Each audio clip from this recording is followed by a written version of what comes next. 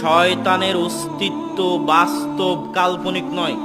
পবিত্র কোরআন এবং হাদিসের পৃষ্ঠায় পৃষ্ঠায়, পাতায় পাতায় আল্লাহ সুবহানাহু ওয়া তাআলা এবং তার রাসূল মানুষকে শয়তান থেকে বাঁচাতে চেয়েছে, শয়তান থেকে সতর্ক করতে চেয়েছে। আমেরিকা, ইসরায়েল, ভারত আপনার অত বড় শত্রু নয় যত বড় শত্রু আপনার সাথে থাকা শয়তান। কেননা ওই আমেরিকা ইসরায়েলের সাথে কবে আপনার যুদ্ধ হবে আপনি জানেন না, কিন্তু আপনার সাথে যে শয়তান আছে ওর সাথে আপনার 24 ঘন্টার লড়াই, সকাল সন্ধ্যার লড়াই। এটা কাল্পনিক নয়, এটা বাস্তব।